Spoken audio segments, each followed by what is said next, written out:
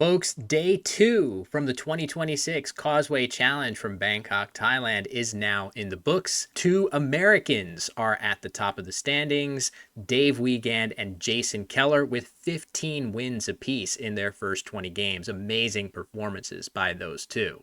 At 12 wins, David Eldar and Nigel Richards both lurking a little bit further down the standings, but still well within striking distance. But we're going to start the recap with Dave Wiegand's game in round 14 with Nigel Richards, which had an absolutely spectacular conclusion down the stretch of the game. So, in this situation, Dave is up by only 3 points. He is on turn, and there are 18 tiles unseen to him, meaning 11 tiles left in the bag. 2 of the tiles unseen to him are the Q and the Z, and these 2 tiles play very lucratively in the upper left corner of the board. If that spot were to be blocked, both of them are much less flexible on the resulting board. There's not as many points available in other spots. So one way Dave could go here with his very good bingo tiles but duplicated L's and R's is to play something like Reel through the E of Devon, greatly hampering the Q and Z scoring potential Nigel may have. But instead, Dave goes a totally different direction and decides to fight fire with fire. He plays Girl for just 5 points, setting up his 4th and final S in extremely lucrative fashion. And it gives Nigel a ton to think about down the stretch of the game. Very resourceful play by Dave. So Nigel already has both the Q and the Z, and he has his pick of high-scoring plays to make in that top left, and he decides to play, instead of his 50-plus point Z play, he decides to play Chi now because the Z has much more enticing prospects on future turns than the Q, which could be really tough for him to play. Dave, meanwhile, does not draw a bingo. Instead, he has to balance his rack with CAG for 18. He's still trying to hit the girl's hook. And that puts a lot of pressure on Nigel with just 4 tiles left in the bag, still has the Z, and no great place to score with it. So from Nigel's POV, he's trying to not only worry about bingos hooking girls, but also non-bingo scoring plays. He has to figure out a way that he might be able to beat those plays as well. And he comes up with a really interesting idea of a patented Nigel setup play. He plays Be-In for 6 points. This sets up Maz for well over 60 points as a follow-up play that will very effectively deal with non-bingo scoring plays hooking girls with an H, for example. So really interesting idea, putting a lot of pressure back on Dave to try to navigate this situation. And Dave has hustled on his rack. That is a 7-letter word that does not play on this board. So he's got a few ways to go here. One way, if you were confident in the S hook of swapping, you actually can pluralize that word. The ing words are notoriously difficult to keep track of. But if Dave were confident in that, he could just play Huts in that spot, blocking the Maz setup in the process and setting himself up very well to go out on his next turn. But instead, Dave elects to play just He on top of the E of Be-In, blocking the Z setup that he suspects is coming, and hoping that he draws an O from the bag, because not only will that give him loudest hooking girls, it will give him a bingo in the other side of the board as well of doublets for 81. And that is exactly what happens. Dave draws the O that he needs. Nigel, in resignation, knowing he's going to get hit with a bingo either way, plays Mz for 29 to get rid of his highest scoring letters, and Dave bingos out with doublets to win this game by 50. An incredible win for him in a very back and forth game that really sort of did a lot to decide the trajectory of these 2 players on day 2. Meanwhile, in the very same round, the other top-seeded player in the field, multi-time former world champion David Eldar, is up against his countryman, Australian Josh Watt, and this game had a number of very interesting positions as well, as David gets out to an early lead with the bingo of Residua, the only playable bingo for him in that position, and Josh has good bingo tiles as well.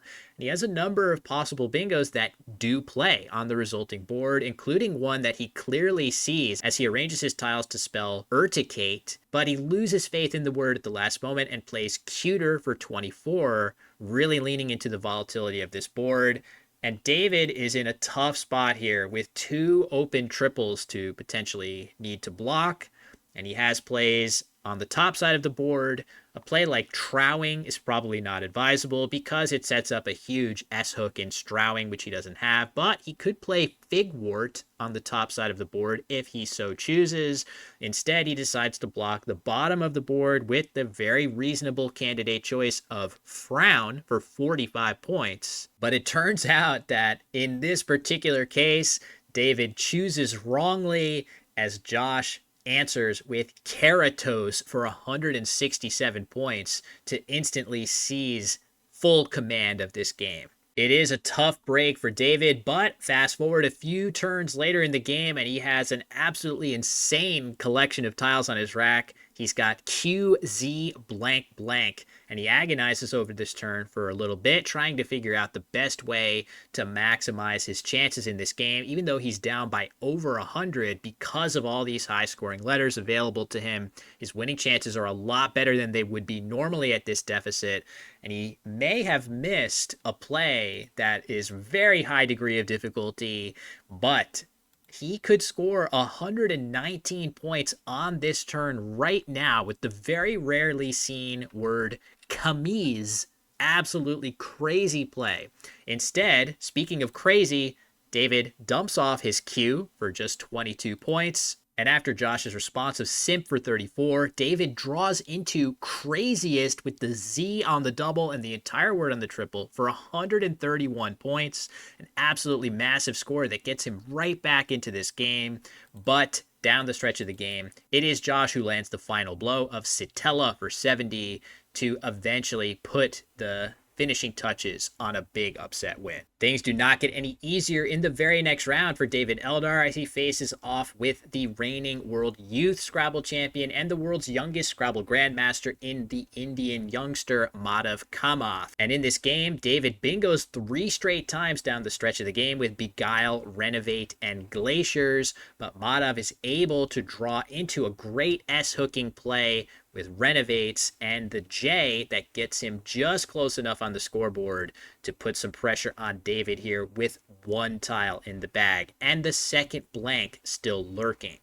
So from David's perspective, he has to think about trying to block some of the threats that are available on the board, such as Einkorns from the E of Divide or markings off of the M of Mentally. There are also bingos from the Y of Glowry. But the question is, can he simply outrun any of those plays, not blocking any of them, but just scoring enough that he will still defeat any of those options? It turns out that he has a play that wins each and every time here, and it's the very simple one of just Ew alongside Renovates. That scores enough to outrun the best scoring bingos that Madhav can have here. Instead, David goes for an even more aggressive outrunning strategy of Be Wet for 33, scoring more points and shedding both the B and the W in one move. But this play has one fatal flaw. It gives up massive potential bingos off of the B of Be Wet. And as it turns out, Madhav has one of those words, and when he needs to find it to win the game, he does so in Broadkins for 100 plus points, giving him a 2-point win. David challenges it just to make sure. It does end up being good, increasing Madhav's margin of victory, but a very, very tough loss for the multi-time former world champion here. Propelled by their wins against the top-seeded players in the field, Madhav and Dave meet in round 19, where Dave is 8-0 on the day, on day 2, and is looking to run the table potentially with a 10-0 day, which would be incredible, but Madhav is up to the challenge, plays an excellent game. Down the stretch of this game, Dave still has real winning chances from Madhav's perspective, but Madhav correctly senses that the only real bingo threat Dave can have is to hook Ka either with Bedright or Deorbit, and he makes a fantastic blocking play of Vor. This looks like it's going to get the job done in 100% of scenarios here for Madhav. Great play by him, made all the better because it keeps UNF on his rack to potentially play Unfaltering in the end game. And then after Dave plays Rides as his first endgame play, Madhav can play this if he's confident in doing so, but rather than risk the game on an 11-letter word, which he may not be 100% sure is valid, he actually makes his optimal endgame play here, as Dave's best outplay with EOT is Veto off of the V of Covey for a very good score.